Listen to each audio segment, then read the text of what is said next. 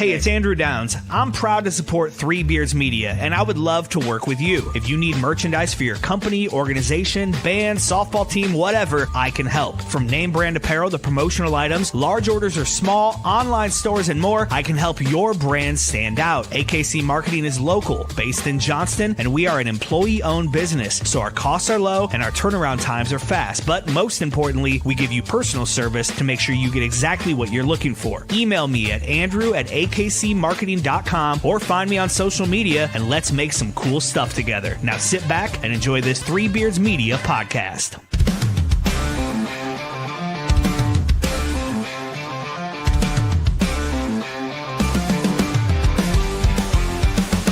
From the top rope, get it, kill the roar so loud. Black and gold waving, we're a fearless crowd. Under them lights, the fight burns bright. Greatest team assembled, ready for the fight.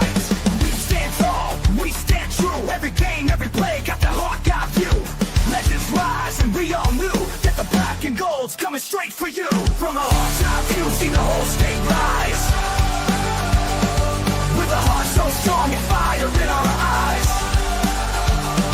On the field, on the court, in the stands, we shine. The best in the game, and the state is mine. Cover Hawkeyes, walking, watch them break that press. Dropping dimes, hitting threes, never second guess. Full court hustle, hit the sneaker side. With the fight in our veins, we red at pride. We stand tall, we stand true. Every game, every play, got the Hawkeye view. Legends rise, and we all knew that the black and gold's coming straight for you. From a Hawkeye view, see the whole state rise.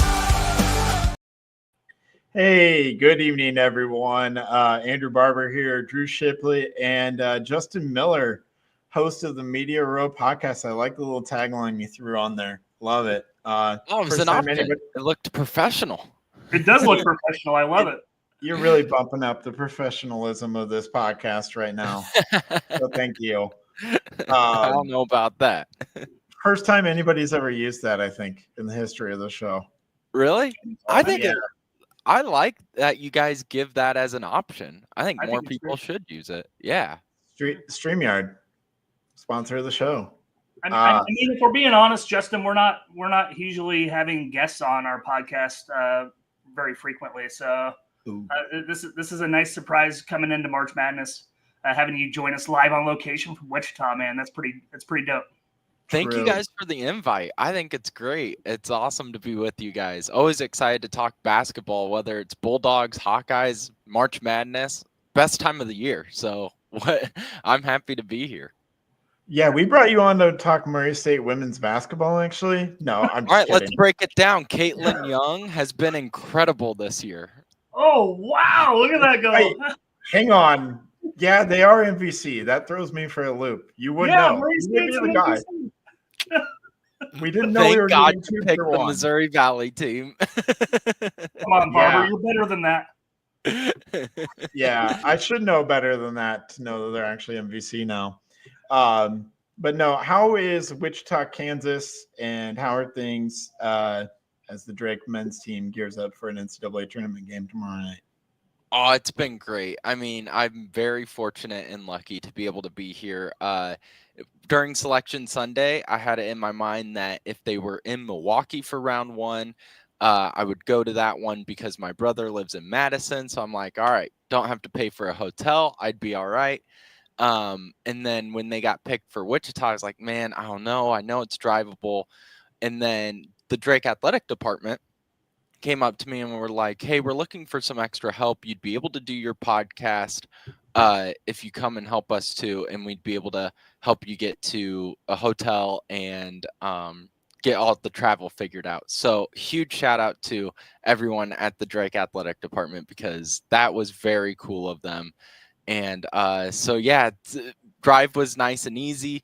I mean, it's Kansas, so it's kind of boring of a drive. I mean, everyone gives Nebraska crap, but come on, Kansas doesn't have much either. And then today was all open practice shoot around. Actually able to step on the March Madness floor, which is always going to be a goosebump moment for me. And really cool to see the Drake fans slowly starting to come in. I'm expecting more. tomorrow. So today was kind of more of a chill day before all the nerves start taking over tomorrow. Yeah, going back to kind of the selection thing, I was actually at the Knapp Center for Selection Sunday. Oh, you went should to have said that, hi. you know. I didn't. We kind of showed up right on time. Oh, gotcha. I like to do the fly in on two wheels right on time thing. So, yeah, unfortunate I didn't get to connect with you for that, but yeah, that was a good experience. I kind of am grateful that Drake lets fans in for that kind of a thing because that's not everywhere. But like you said, a lot of people were hoping like maybe Milwaukee without Iowa State or Wisconsin being there. But I think Wichita's a good outcome as well. The whole crowd was waiting on bated breath when they announced UCLA as the 7th seed. Because that was such a good moment. But yeah, everybody was like, this is it, because of the history with the 1969 UCLA Drake thing. Everybody was kind of hoping 10 seed against UCLA. That would have been the storyline would have been epic. But I think interesting matchup here. How do you feel about the matchup with Missouri? Well, you were talking about the history with UCLA and Drake, of course, with the 1969 team. There is some good mojo with Drake playing in Wichita. I learned this from Michael Admire, the play-by-play announcer for Drake, this morning. So if Drake beats Missouri tomorrow, it'll be the first time they've won an NCAA tournament game, first round, not the first four, since 1971, which was played in Wichita. So maybe some good luck, history, maybe some good mojo. But to answer your question, Andrew, yeah, I like this matchup actually. I know people have brought up how Mizzou likes to get out and run, but they have struggled against strong defensive teams. Against the top defensive teams in the SEC, they're 1-3. They split with Vandy, who Drake did beat earlier this year and is an NCAA tournament team. I just think the key, which has been the key for Drake all year long, is if they can set the tempo, if they control the game in that aspect, then it's really hard for teams like Missouri, Bradley, that we saw in Arch Madness in the championship. It's really hard for those teams to compete against Drake because you just don't get that many opportunities the way Drake really sucks into that clock, that shot clock. Yeah. And the game just kind of slows down in March Madness. We see it. These teams that play this fast tempo in the regular season, we see things kind of get to like a half court grind, which I think is very favorable to Drake. Yeah, and I saw the stat where Missouri, they average like possessions per 40 minutes is 68.2 and Drake is 68.6. So a little similarity in terms of how many possessions each team gets, and then both rebound incredibly well too. So it'll be a fun matchup. I like this draw for the Bulldogs. Yeah, I do think it, like, just from an overall basketball perspective, as just a casual fan, if you're not a fan of either team, you're gonna like this game. Oh yeah. I found it interesting just in previous interviews with Coach Ben McCollum that he actually preferred the contrast in styles going into the tournament play. And would not have preferred to play a team that plays like them. What do you think about that? Like, or his reasoning of why he would prefer to face a team that has contrasting styles to themselves? I think because he sees the way they can take advantage. I mean, if there's a team that's used to that slower pace, that advantage of really, controlling the game from that aspect kind of goes away in a little bit. If you have a team that's used to going fast and wants to go fast, there's an advantage that Drake could have if they are able to slow the game down, which they have done so well this year. I know we make jokes about the way they bleed into that shot clock, but man, they're efficient. They don't take a lot of dumb shots. They're very particular about the offensive possessions that they get. And then it's a cool game plan when it works. And McCollum has proven that he can make it work of just limiting the other team's abilities to get extra shots up. I mean, Bradley, I keep going back to that game. That was a team that was, taller than Drake, had more length, I had a lot of athleticism, more depth, and Drake took them out of the second half. I mean, with the 12 minutes to go, you could visually see Bradley just kind of done with the game. And that was because of the grind it is to go up against this Drake defense. Yeah, it's very Virginia reminiscent. Yeah, I always go back to Billy Donovan and those Florida teams. Oh, okay. Too. Yeah. And maybe it's too because McCollum and Billy Donovan have similar looks too. Maybe that's why. Oh, there you go. Maybe. Yeah, I think from what I can understand is McCollum kind of adjusts his style to his personnel. He plays this way, not necessarily because he exactly wants to play this way, but because he feels like his personnel dictates that he play this way. Yeah, and that's why, like, I've heard, because his name gets brought up with the coaching searches.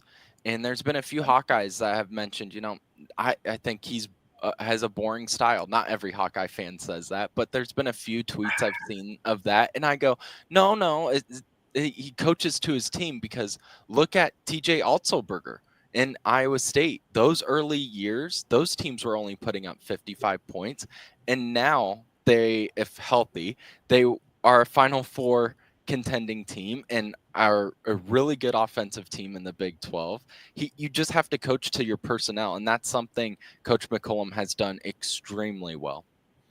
Yep, and what people don't know is that when you go back to Northwest Missouri State, he had offenses for 8 straight years that were top 5 in like offensive efficiency and in like points per game in all of NCAA, Division I, all that kind of stuff. So he did that for 8 straight years, averaging 80 plus points per game. So that's in there. It's in there. It just wasn't shown this year. Yeah, and it just you have to coach to your personnel. You have to coach to what the players are best at. And this team is best at really slowing this game down and limiting the other team's possessions. And also, it's incredible conditioning too on Drake's part, because they only play about 7-8 guys, maybe 9 at some points. But really, it's Tavion Banks and Isaiah Howard coming off the bench for this team. So that means Mascari, Sturtz, they're playing those 38 to 40 minutes a game, and they don't waver. I mean, that defense continues to be strong from the tip to the final whistle. Yep. I just kind of want to focus more on that, Justin, with, Arch Madness ending last weekend. How do you think this team will react to having that like 10, 11 days off, playing that many minutes with their core guys, Bennett Sturtz, like you said, playing 38, 40 minutes. Do you think this week and a half has helped them? Do you plan to see a little rust? Any concern on that part? I'm not concerned about the rust, just because this team has been together for as long as they have. But it is one of those weird things. And I was talking with Admire, and I asked Bennett Sturtz earlier today about it of, on the national headlines, people on the outside, their main concern is the depth of this team. And while I do think a week is definitely going to benefit a team that plays this style, is that, a headline that you get tired of hearing about. And Sturtz was like, yeah, we have 30 wins. We cut down the nets. I mean, we are conditioned well. We are a team that can compete. And I think it's a coach speak answer, but I think as long as they're able to play the style that they have done so well from, early or mid-November to now, then they can get out of this first round with a victory. And then that game against possibly Texas Tech would be really fun, because you have so many different storylines going into that one. But I think this Drake team, it's really just going to come down to, can they control the tempo? And I do like that week off for them, though. I mean, I'm sure Mascari and Sturtz like the week off as well. Yeah, I'm sure they do. Yeah, the McCaslin-McCollum connection. So a round 2 matchup with those two would be awesome. And then Kevin Overton, too, former Bulldog. Oh, yeah, the Kevin Overton. Yeah, I kind of forgot about that angle. Who might play a lot, depending on Texas Tech's injuries, because that's a team with some injury concerns. Oh, yeah. That's kind of the matchup I'm hoping for. I think it'd be really fun from all the different storylines. And plus, those two played in that secret scrimmage, earlier in the year. So they've already seen each other once. So yeah. I didn't know. I didn't know that little detail, the secret scrimmage. How'd it go? Do we know? I mean, it was just one of those in early July, all teams do it because like Creighton played, I can't remember, did Creighton play Iowa State, I think, too? Yeah, I think that was early scrimmage. Yeah, they always say secret, but everyone knows about them. But yeah, I think, yeah, I wasn't there because it was like in early July, but it's just all those different angles for these teams. It would be really fun. But first, you gotta get through Missouri, who is an SEC team, one of 14 to get into the tournament. So worried about them first. Yeah, you gotta get through the fighting Tony Perkins. And Caleb Grills. There's so many connections. It's so unreal. Well, because Tony Perkins from, of course, Iowa is now there. And then Caleb Grill, he won 6th Man of the Year in the SEC. So he's transitioned greatly into that bigger conference. So nice. Let's get into the meat and potatoes, Justin, of why we brought you on here, talking about Iowa's coaching search. You, better than anybody that we know, has an idea of who these two men are. Obviously, the DeVries thing come to pass and signs with Indiana. But the elephant in the room now moves to McCollum, right? So, just your general opinion on how the last 72 hours have went down. What do you think is a better fit for Iowa in hindsight? And what does McCollum bring to Iowa if that comes to fruition come maybe Monday, unless Drake goes to the Sweet 16, which I actually predicted in my bracket, by the way.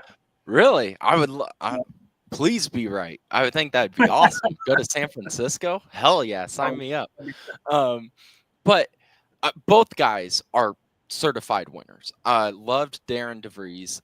I did think he was going to be the better fit just because I think he would have brought just an excitement to Iowa basketball fans that hasn't really been there on the men's side here for the past few years. McCollum, though, what I like about him is he has such an eye for talent. I mean, Bennett Sturts was playing Division II a year ago. No one really knew about him. He had that guy and is, starting to grow him into what some people are thinking could be an NBA draft pick, could be someone getting a call, and has won the Larry Bird Trophy, is leading a conference in Division I basketball in nearly every major category. So I like his ability to really find these guys, and then not only find them, he grows them. Because Fran McCaffery, while he has done some good things for Iowa, I do think a major criticism of him outside the March issues were I never felt like players really grew under McCaffery. I think Garza grew more because of the way his dad was so involved. The Murray twins did get a little better, but overall, I mean, the Tyler Cooks, there's multiple stories like him where you would see them freshman year and you get really excited, and then you wouldn't see kind of the payout. I think with both DeVries and McCollum, both of them have done a tremendous job throughout their coaching tenures of really, really growing players and finding really good players recruiting wise. Yeah, kind of the way I see it there, Justin, is DeVries is maybe the better short term, but McCollum is kind of the better long term in my eyes, and probably just better from like the pure basketball perspective too. Like X's and O's, I would probably say that McCollum's a better just X's and O's guy from everything that I've heard. Andrew, devil's advocate is this guy's coached one season in Division I basketball, right? Right. With a full roster of everybody that he knew. Granted, the whole roster is Division II, but yeah, it's still the same team, just playing up a level. It's like relegation and promotion and EPL, right? The whole team moves up because, the coach, whatever. That's not how EPL works. You know what I mean, though. The team has been playing together this whole time, regardless of level. So they have that chemistry, cohesion. What do they do once, Bennett Sturts graduates, and now you got to get new guys? It's a fairly older class, right, Justin? Yeah, because Isaiah Jackson, he'll be graduating. Mitch Muscari will probably go back to Chicago to get back into his full-time job that he had earlier before McCollum took the Drake job. So he'll get back to that. And I believe Maniau will Maniau's a junior, so Maniau would be coming back as well. But Daniel Abreu, he's the third. Out of the 5 starters, he's the third senior. So Daniel Abreu will be gone as well. So yeah, if he goes to Iowa and let's say brings people from Drake, it would be Sturtz as of right now. But again, people have mentioned him as someone who could possibly go to the NBA Summer League and maybe get a few looks at. And then Isaiah Howard, who I'm really enjoying his growth as a true freshman. And Cam Maniau would probably be the 3 and a 4th, Tavion Banks. Can't forget about Tavion Banks, who's been incredible and easily be on a starting lineup right now, but is being the 6th man of this team right now. And he's been incredible. If I'm a Big 12 school, for some reason, he feels to me like he is the picture perfect Big 12 forward. And if I'm a Big 12 school, that's the first guy I'm trying to call in a transfer portal situation. Now, as someone who covered Drake, I hope to hell that doesn't happen. But those would be the 4 main guys you would see if McCollum would bring him to Iowa if he takes that job. You know what he looks like? He looks exactly like a Bob Huggins, West Virginia level forward. That's Tavion Banks reminds me of. Maybe DeAndre Hunter Light too, if we want to get in on the Virginia comp. I really like that for him. But yeah, I think, like we said when we had Sean Roberts on, kind of high ceiling for Ben McCollum, high risk, low floor, right? Yeah. I don't know if I think he's probably more towards the high ceiling. I think DeVries is maybe, quote unquote, the safer pick, the safer option. That's how I would view it. More involved with like the Hawk fans and seeing how Hawk Twitter is in 24 hours has the conversation completely switched from going to DeVries to now yes I want Ben McCollum because I haven't been as involved, so I feel like it's always been DeVries, and then as soon as he gone, everyone's like no, we've always wanted Ben McCollum, or am I just wrong? The gentleman from Kansas wants the floor, please. Go ahead. Andrew's been in denial, Justin, of when this whole DeVries thing got swept from under the rug over to Indiana with their incredible NIL package and millions of dollars per year contract, right? So in private conversations that I will not quote Andrew directly on to save face, he let's be honest, DeVries was his first pick. No, I actually said on this podcast that I lean McCollum after my conversation with Roberts. Okay, well, he was excited on Monday at 11 a.m. or so, give or take, that DeVries was in Iowa City about to ink a contract. Well, obviously that didn't come to pass. It's exciting. So I think the fan base is 50-50. 50% of it's like sky is falling. If we miss and whiff on McCollum too, where does that leave the program? Right? That's fair. Yeah. Which I'm in more of that camp, right? Because all signs pointed to, and all the beat writers, all the professionals said, more than a done deal with DeVries in Iowa City. Expect an announcement in the afternoon. And then boom, Indiana happened, right? There's a lot of that chatter happening today about Coach 1B or 1A, depends on how you rated him, Andrew, and Ben McCollum. I'm not making or jumping any conclusions, I guess, Justin, because I don't want to get my hopes up. So yeah, I'd say half the fan base is like the sky is falling. If they don't get McCollum, what the hell is going to happen? The other half is, well, I think, in my opinion, are in denial that, well, if we get McCollum, that was our pick anyway, because that's what the university and the talking heads have made you to believe, right? Because they want to energize the fan base. It's propaganda. It's like politics. Yeah, we're going to tell the fan base that McCollum was our first guy all along. Support this guy. This is the guy that's going to lead us into the future, right? that is the propaganda and the message that the university has to put out there to the beat writers and to the media to energize the fan base and a new hire. Now, Justin, you more than most, being at a mid-major school, you see a lot of coaching searches. Two in the last 3 years, and maybe 3 in the whatever. Talk us off the ledge one way or another, and probably if we come together, Andrew and myself, there's probably a reasonable expectation of what we can expect and not like lose our minds. We don't get Ben. We do get Ben. What happens? So, like, going into kind of who I think Iowa should get, or what's your mindset of when your squad, when Drake goes through coaching searches and you're losing the up and coming coach, or like Drake feels like a stepping stone, perhaps you and the media now has to start over relationships, because as you know, like relationships is the number one thing in this business of getting access or not getting access, right? You lose an AD, you lose like a Michael Admire. What happens to your relationship with Drake? You're starting anew, right? And everything is fresh because Drake is a program that thrives with good coaching hires by Harden, right? Brian Harden. Yeah, and Harden's done an amazing job. And and unfortunately that success leads to frequent searches, right? So being in the camp of that fan base and the media, how does that process make you feel? How does the process of coaching searches make you feel? And then, go ahead and in your opinion, Iowa's game plan, I guess, and we'll let you go.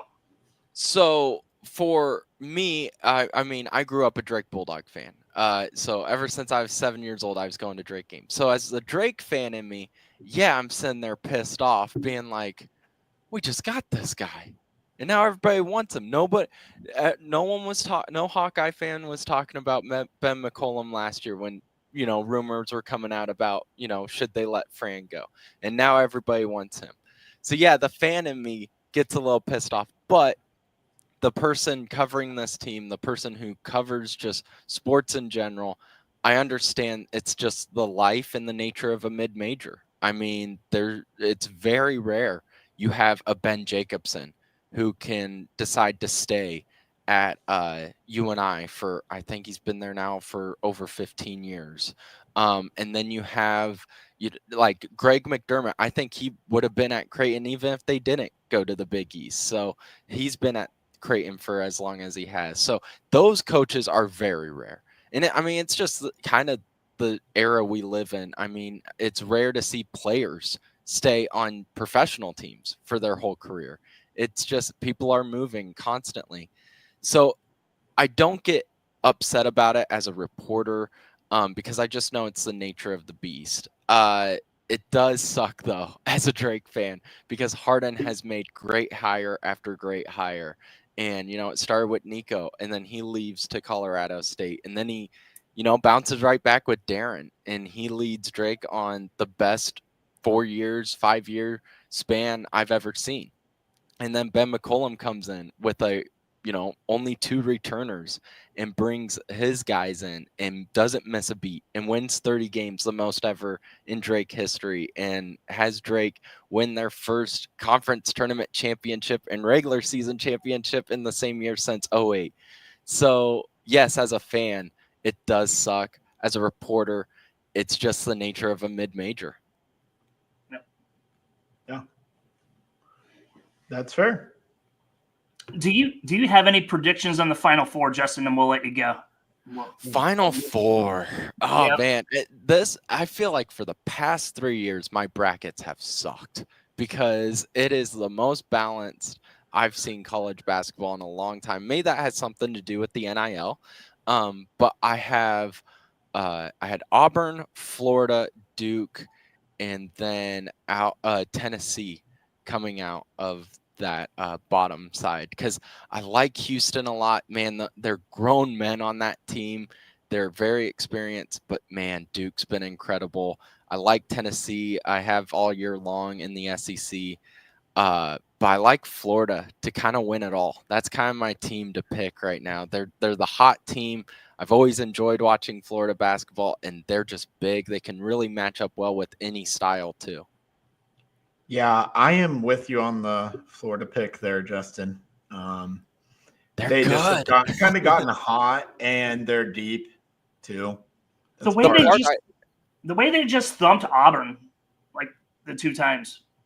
Was Yeah, Yeah. and kind of handled Tennessee in that SEC championship, and they've kind of been on this run and got a little more healthy and all that kind of thing too. They didn't have hand locked in, like they have a legit backup center now, which is something they didn't have for most of the season. So now they're just like 8-9 deep and have legit backups at every spot. It's kind of insane. Yeah, they're very good. I just hate how them and Duke are the 2 popular picks because the popular pick rarely wins. So now I'm like, all right, well, my back bracket's going to be busted by week 2. So that'll be cool. I'm going to go ahead and change mine, Justin, because I have Florida playing. Actually, Arizona. Arizona is my shocker Final Four team.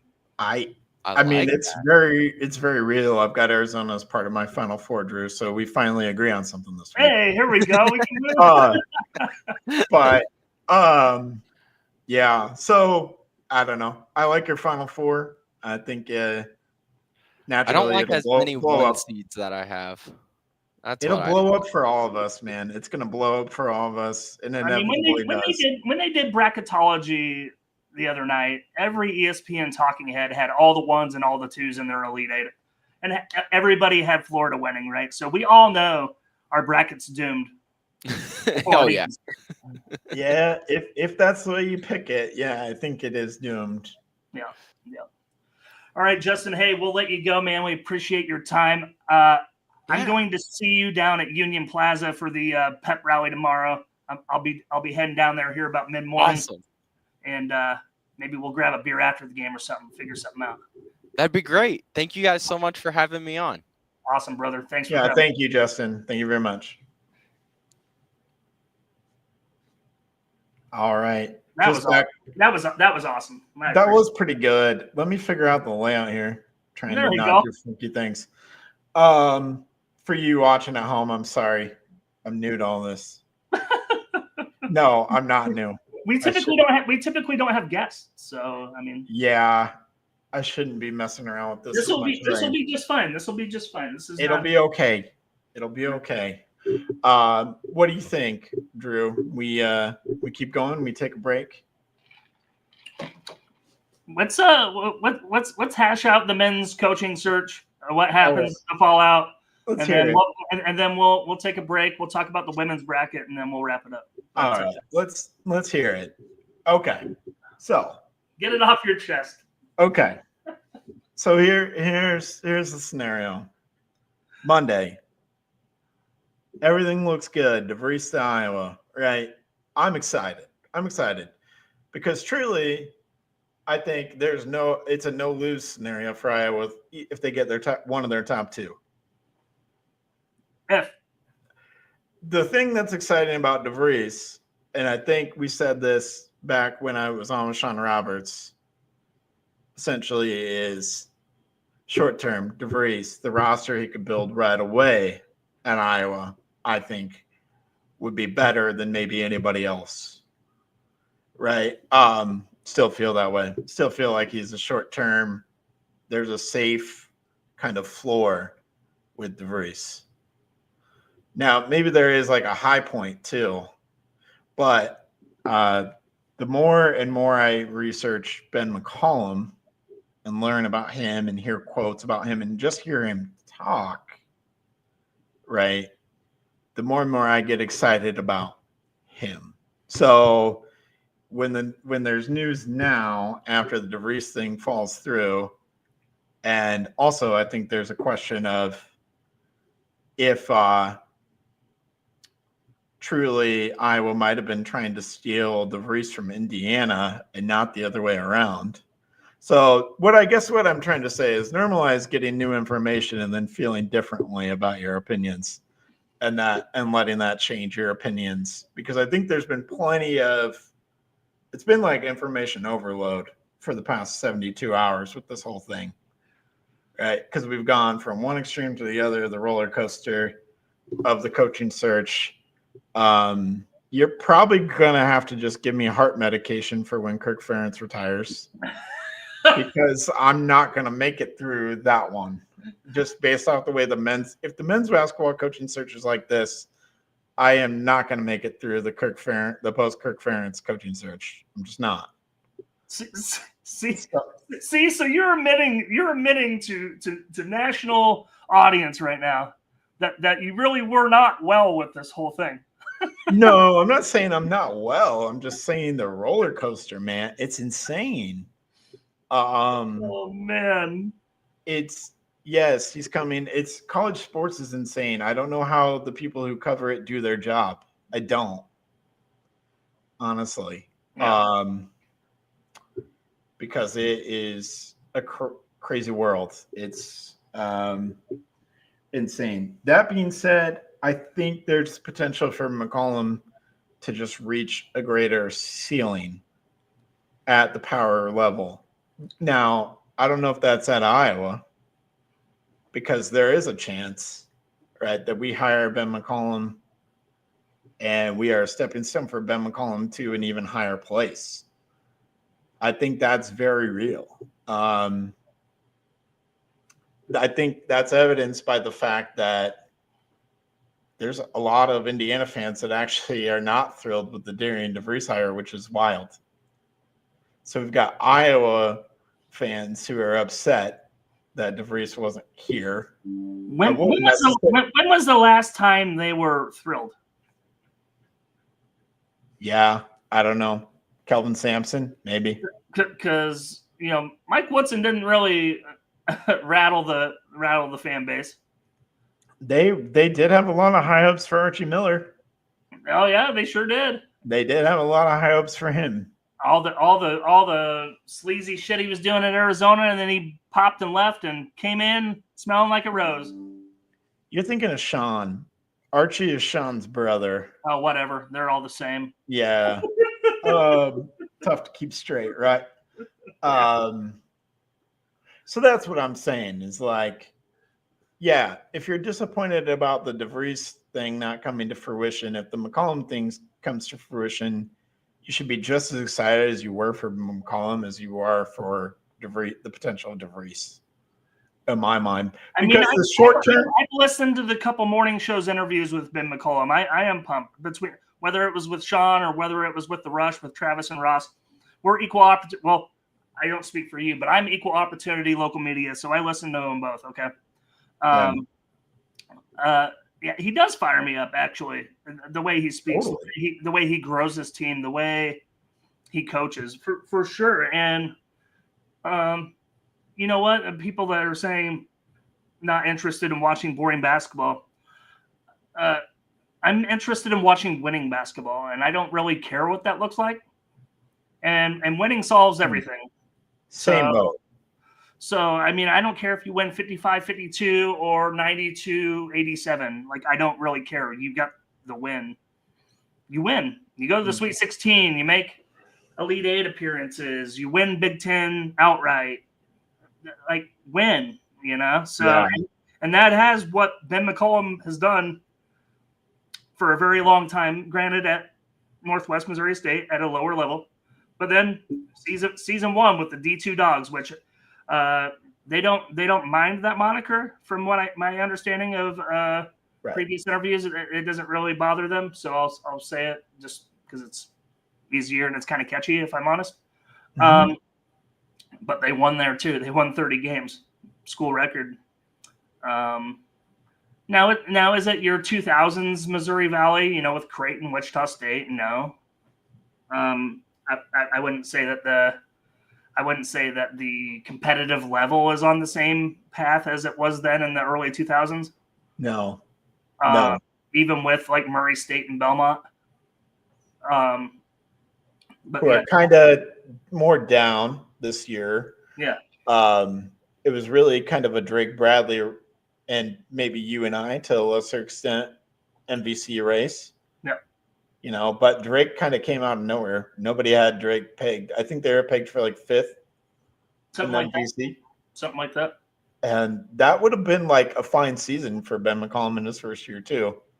Yeah. Given everything they probably would have won like 22, 23 games, fifth place. that would have been like a fine season. This is like an exceptional type season. And if Ben McCollum doesn't end up at Iowa somehow, right, and he stays at Drake, which would be awesome, by the way, because I think he could do awesome things. I think he could really elevate like Drake basketball. See, I wouldn't be mad in that instance, Andrew. If he decided he's going to be loyal to the school and stay in Des Moines, I would not fault the man. But he's the type of guy. Now, if he picked somewhere else, like, I don't know, who has a coaching vacancy right now? Well, West Virginia, see, so it's an interesting debacle we've got ourselves in here, because West Virginia's AD is an AD who has worked with Ben McCollum in the past, albeit a long time ago. And important to note that he was not the one that hired Ben McCollum at Northwest Missouri State. That is very important. He was an AD that had come through and passed. So, yep. But there is that connection there. That's true. Their NIL is what 5 times the amount of Iowa's is currently. There have been a lot of rumors out there. Yeah, I'm not so sure about the NIL numbers necessarily. I thought West Virginia's was 5 million. Based off of I think you're accurate if you're saying last year's NIL numbers. Yeah. And we barely touched 1 million. Is that right? Yeah, which is insane. You can't fill the college basketball roster with that kind of money, which is just shows you kind of how things have changed. But what I believe it was offered to Darian DeVries was $6 million, between $3 million of NIL money, $3 million of revenue share. So $6 million total, which is $6 million more, right, than what we had last year, which is what I've heard is the number you need to be a top 25 team. You need $6 million to be a top 25 team. Do you think Drake is a top 25 team? They 100% are. How much money do you think they spend? 100,000 would be an insane number for them to have spent probably this year. So they don't need to have that. Yeah. Right. Right. But you have a hell of a lot better chance at 6 million than you do 1 million. Yes. At the power conference level, it's just crazy. The going rate for 6 million gets you 3 all Big Ten players and a 6-man and viable other starters. Yeah, probably. Depends on how you spread it out. A couple all Big Ten players and sure. Yeah. Depends on how you spread it out. Depends on what you prioritize. But this is just like the state of college basketball with money has just gotten crazy because just for an Iowa example, you're going to probably laugh at the amount that Owen Freeman's going to make. More than the entire Iowa roster did this last year. He's going to make probably $2 million. Where at? Kansas? Michigan, probably. Gross. Yeah. Josh Dix is probably going to command 1.5. Yeah, Josh Dix was going to get higher money than Owen Freeman. Why? I didn't see all Big Ten player Josh Dix out there, honestly. Yeah. So Josh Dix might get 1.5 million. It might be from Creighton. It might be from Iowa if Ben McCollum or whoever the next coach is wants to pay Josh Dix 1.5. But that's the going rate for a player of Josh Dix's caliber. Whatever you think of him as a player, that's the going rate. If Josh Dix was at his best 8 times out of 10, I would say okay. But his best this year was like 4 times, 5 times out of 10. Like if he was more consistent, sure, at his best, okay, you can sell me on that. Mm-hmm. Not this year. I don't think he's earned that at all. Yeah, well, Tony Perkins made that amount of money from Missouri. We should. That's a whole nother fucking ball game, Andrew. Because I love Tony Perkins, we should have kept that motherfucker. Okay. Yeah, maybe. But hey, I'm gonna go watch him play tomorrow. So, but we couldn't. Brock Harding probably going to make 800, 900. Okay, Brock Harding. I like Brock Harding. I think he's a decent player. I do. Do I think 800, 900,000 for Brock Harding? Maybe, maybe not. This is not a slight to the Missouri Valley Conference, but he's a Missouri Valley Conference player. He's not a power. He's not a Power 4 player. He's going to end up at a power conference. Okay, and then he'll end up like Joe Yesufu playing for 4 schools in 5 years and fucking not doing shit after. So, but making probably $3-4 million total in the process. That's all right. He'll buy an alligator aquarium or something and blow it like what's his nuts did in the NBA. Right. Went broke. I can't remember. Maybe. All right, let's move on. Let's hit our break and talk about the women's bracket. Okay, let's do it. Anyway, I want to say if it's not Ben McCollum, I'm just throwing out Nico Medved. If it's not, well, Nico is tabbed for Minnesota, I'm pretty sure. Well, Darren DeVries was tabbed for Iowa until he wasn't. So I'll join you on the panic boat if we miss Ben McCollum. I'm just very confident we're not going to miss Ben McCollum, but feel free to panic because it will 100% be panic time. Yeah. If we miss McCollum. Yep. So, all right, let's take a break and come back.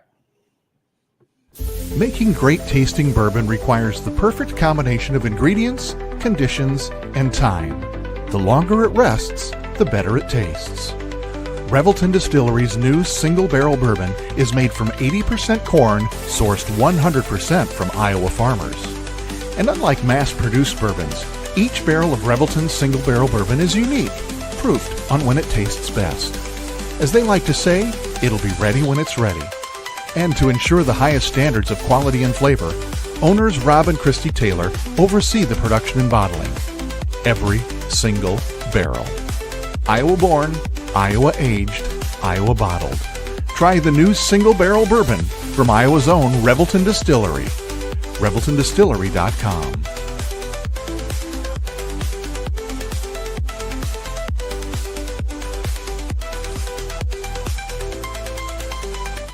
Whether you're buying, selling, or refinancing your home, or if it's simply time to renovate the one you're already living in, you need an experienced mortgage professional to help you analyze your financing options and to make sure the closing goes smoothly. And that's exactly what you get when you call Kyle Lehman at Wintrust Mortgage. Kyle's experience and expertise, coupled with Wintrust's rates and programs, ensures you'll get the mortgage that's right for you. You may even qualify for down payment assistance. Before you reach out to a realtor, call Kyle and get pre-qualified, empowering you to start shopping for the home of your dreams. Call Kyle at 515-473-0546. Kyle Lehman Wintrust Mortgage, 515-473-0546. In 2023, a crack Green Beret named Dan Douglas retired his military command and promptly escaped to a full-time career in real estate. Today, this man is wanted by home buyers and sellers who want to survive the process without spending a fortune. If you have a home to sell or want to buy one, maybe you can hire Dan Douglas at Green Beret Realty. You can find him at greenberetrealty.com. greenberetrealty.com.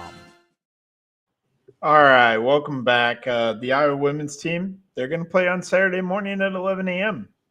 They're going to play Murray State. Is Saturday the actual start? So we might be the first game right out of the gate? Saturday is the start of day 2. So Day 2. We're the start of day 2. The women's tournament is offset by 1 day exactly. That's right. That's right. So yeah, they start Friday. They go Friday, Saturday is round 1, Saturday or Sunday, Monday round 2. All right. Yeah. So our very own Justin Miller there dropping the Caitlin Young. She averages 22 points and 6 rebounds, 6'1" forward there. Hallie Pook. My gosh, I butchered that name. Hallie from Waterloo, Iowa. It was a good college try. Haley, I'm sorry. Don't listen to this podcast. please.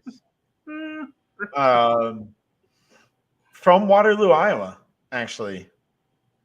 And I think some of the ladies on the Iowa team know her, so that'll be interesting.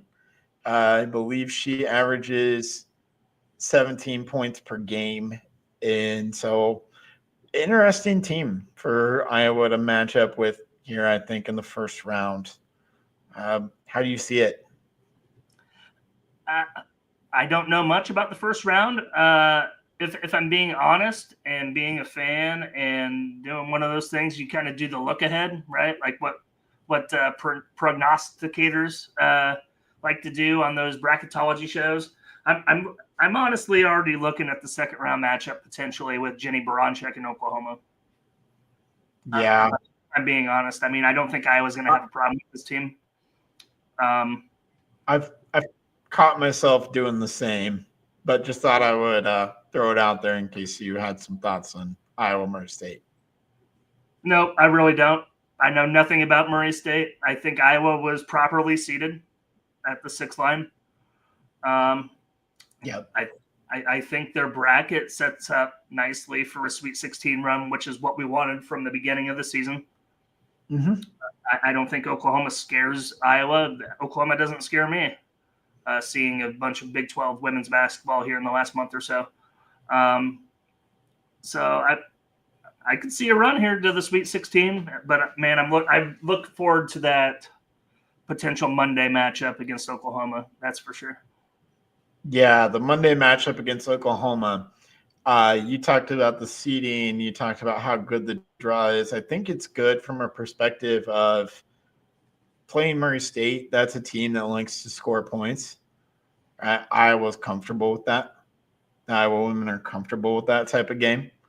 I don't know if it's their preferred method necessarily, but they're comfortable with it. And Oklahoma is very much the same way. Right? Both teams that like to get up and down. Neither of these are the slow grinded out that we talked about with like the Drake men. We're not going to face a slow grinded out kind of team. In fact, I think Iowa might be more willing to do that than both of their potential opponents here. So that's kind of why I like this draw too for the Iowa women. And also we've seen them go toe to toe with two teams that are 1 seeds. Right. We've said this before.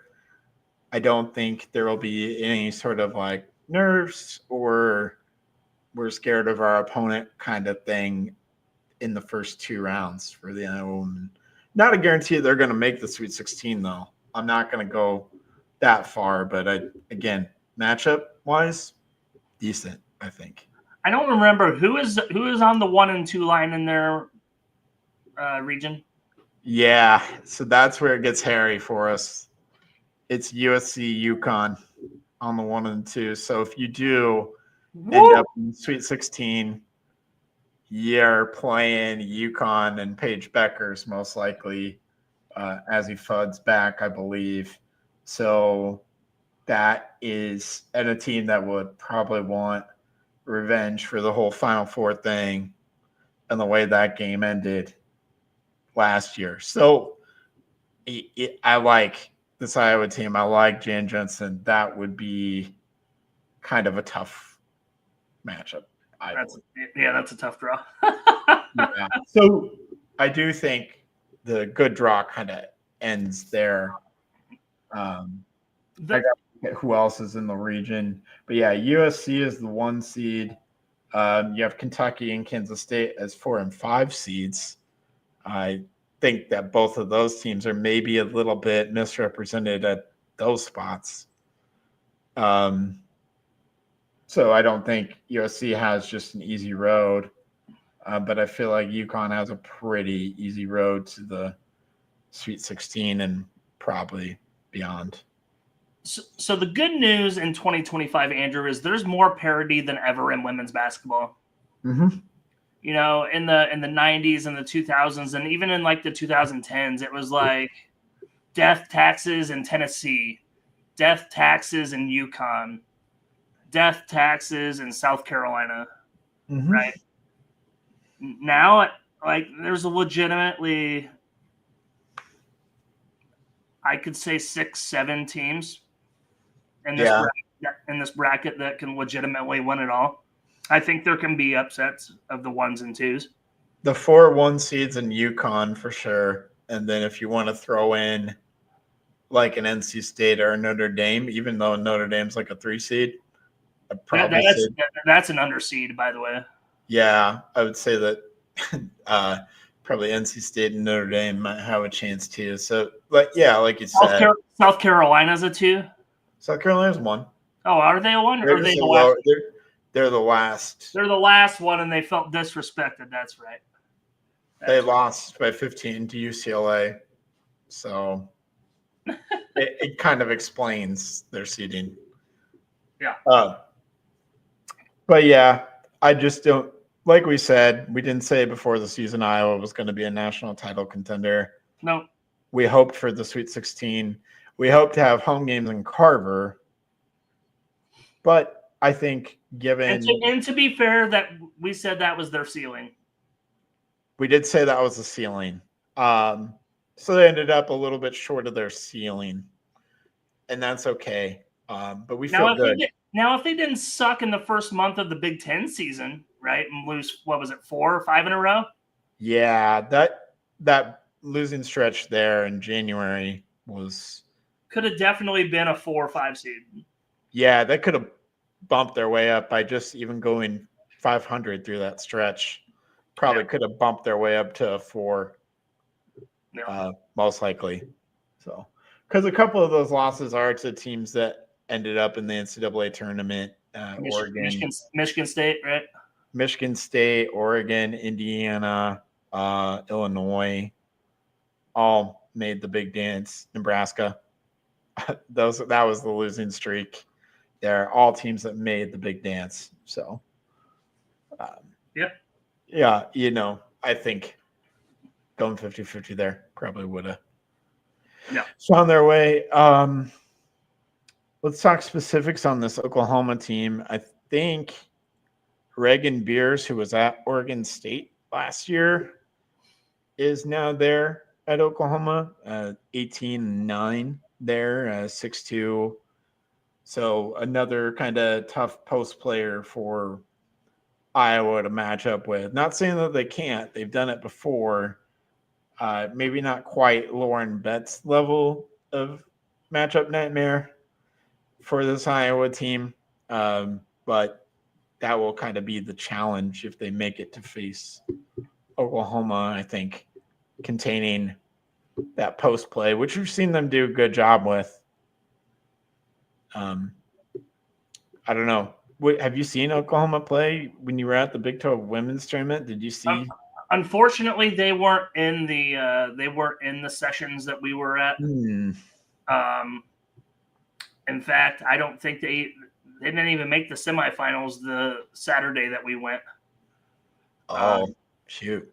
Yeah, we went to the Tennessee West Virginia game semifinal, and the other one was Baylor Oklahoma State, I believe. Yeah. No, didn't get a chance to see him. I don't know. I just like the factor of Jenny Bronchek being a U of I alum, and I want to see how juicy that gets. And a lot of Iowa fans kind of wanted her or had her tabbed as a potential Bluter replacement. And we went with Jan Jensen, which you can't really argue with at this point, I don't think. But there was kind of that lore of maybe Jenny Baranchik will come home after Lisa Bluter's done. I would have liked that myself. I think I actually said that on this podcast when they had the coaching search. But the coaching search lasted about a half hour. So yeah. it was a done deal. Yeah, it's fine. But I think the NCAA tournament, although they'll probably deny that they do this, definitely wanted a little bit of a storyline here with Iowa, Oklahoma, and then Iowa, UConn. And if Iowa somehow makes it past UConn, then the Iowa USC revenge angle, right? They wanted these kind of potential storylines. That's insane. Yeah, they wanted this for. By the way, Kansas State's the 5 seed in that bracket, and Yeah. Kansas State's had Iowa's number over the Caitlin Clark years, even, right? There's history. There's history there too. Yeah. But yeah, I mean, the first 2 rounds I think is as good as you could have hoped at a 6 seed level. All right. Let's go ahead and predict it, since by the time we're on next week, both these games will have happened. I will take Iowa to beat Murray State. I think this game ends in like 84-71 type deal. I'll predict Iowa to win that one. Okay. I believe I believe I was going to the Sweet 16 again. So obviously Iowa wins this game 77-70. It's not as close as the score says. Okay. Yeah. All right. Fair. I'll give you first shot at the Oklahoma game, though you just gave away your prediction, but I'll give you a first shot at the score if you want to just take a stab at it. Let's go 86-84 in OT. Oh man.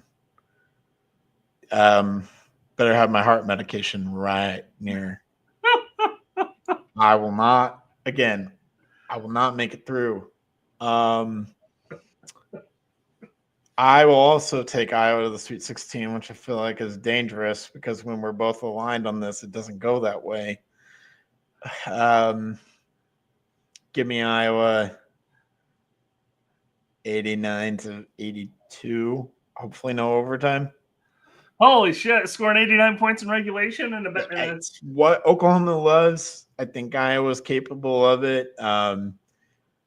Just kind of got to hope that Lucy Olson and Stilke and Affolter are all kind of doing their thing, all kind of rolling at the same time. And I think one other thing we didn't talk about is I think Ava Hayden is going to be huge, specifically maybe a little bit against Murray State. Hopefully not much against Murray State, but really against Oklahoma. That's where we're going to need her and or Addison O'Grady probably to deal with Reagan Beers down there in the paint. We're going to need someone to step up and help Stilke out with that. Otherwise, we're going to have a tough matchup, although they're going to have to adjust to the running gun of Stilke up and down the floor, which we've seen over and over and over again throughout her career. So it's beautiful to see, especially when she catches the ball clean. Yeah. So these teams are going to have to adjust to Iowa just as much as they're going to have to adjust to them. So it'll be an interesting weekend for Iowa women's basketball, to say the least. And then we'll hope that the men's team has a coach, maybe, but maybe not. We're in a real weird position with that, by the way. If it does end up Ben McCollum, we're in a real weird position of we would like to hire a guy that goes on a March Madness run, but also we would like to get it done quick. We would not like to wait for it. We would not like to wait for it because of the timing of the transfer portal, which is, by the way, the dumbest thing of all time. Having the transfer portal all pop off right during the NCAA tournament when teams are playing. Yeah. So dumb. It's so dumb. Why can't we do this in April? So I think, to push back on that, and not to say that they're right, because I agree with you that the teams that are in the tournament are not looking for coaches or firing coaches because they're having this level of success, right? I think that might be the narrative of like, well, they ain't going anywhere. They're already winning where they're at. They're happy where they're at. Now the failure to see here, right, is the Cinderellas, the mid majors, the Ben McCollums. Like there's four or five programs there that make the dance, that win 25, 30 games, that are, premier coaches in the carousel of the hiring cycle, right? So, right. I was just playing devil's advocate there for a second. Speaking of adjustments, Iowa State women are going to have to make adjustments to get into the actual big dance. They're getting thumped by Princeton 40-27, just the start of the third quarter here. That is surprising, to say the least. Well, it is surprising because they were up double digits in the first quarter. So, oh my, yeah, oh my. yeah. Yeah. But like you said, Will Wade, Ryan Odom, both guys from McNeese and VCU who are probably going to end up at NC State and Virginia. All right. So this happens all the time. I seen the NC State one be like damn near official, I thought, on the socials. It is, which is kind of a weird spot to put your team in. And then you got Jans at Mississippi State was another name, right? Jans, yeah, his name's getting tossed around. Yeah, you got some weird things, but I'm talking specifically like those mid majors. So, okay. You asked Justin Miller for his Final Four. Did you give all of yours? Mine was pretty similar to Justin's and yours, with the exception of I said Arizona, and people liked that pick. Let me give you the official. Let me bring it up here. Sorry. Yeah. Final Four pick. Yeah, Auburn, Florida, Arizona, Tennessee.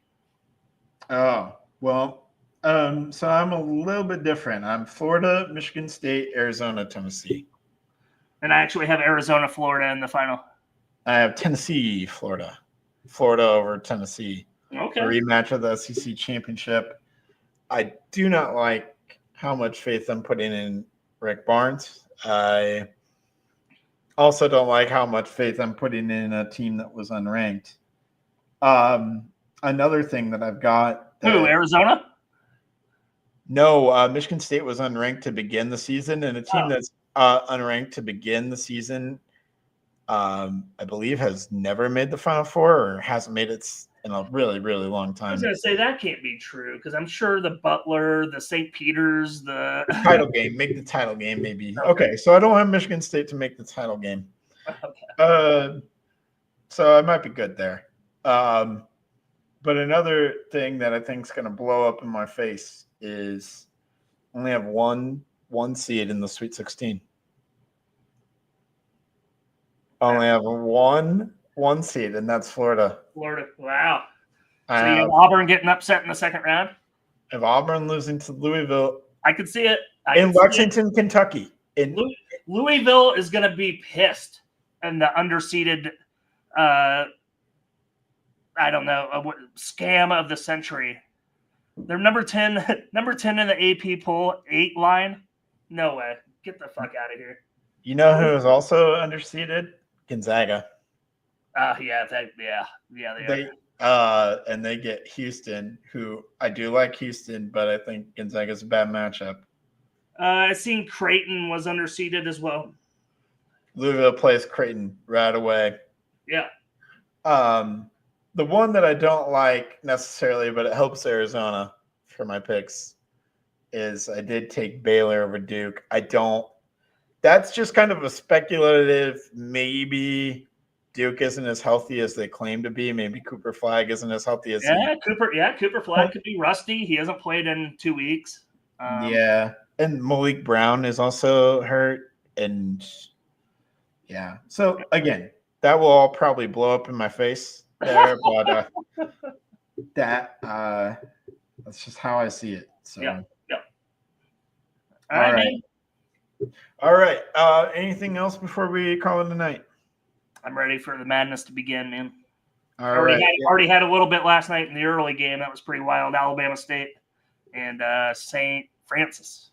Yep. That's pretty wild. Yep. I'm ready for it to begin tomorrow. Absolutely. All right. We'll be back next week. We'll hope to put a nice little wrap on coaching search and all that. God, please. I can't anymore. You and I are going to disband for the football coaching search. Just because I can't. All right. Well, that will do it. Thank you as always for listening. Thank you, Justin Miller, again for joining, and we appreciate you. And thank you for doing this with me, Drew.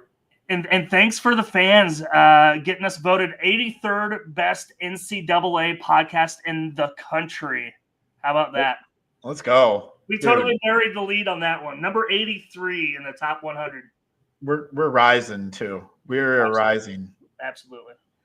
We will be top 50 next year. I feel it. If we have a top 50 offense, I think our defense could come around. Like the football program. Top 50 offense, top 50 podcast. Let's go. We got synergy. That's called synergy. No, it is. I like that word. Yeah. All right. We will call it a night. We'll be back with you next week. Thank you as always. Have a great night. Go Hawks. Go Hawks. Talking football, talking hoops, every sport in between. IOWA, yeah, you know what I mean. From my heart.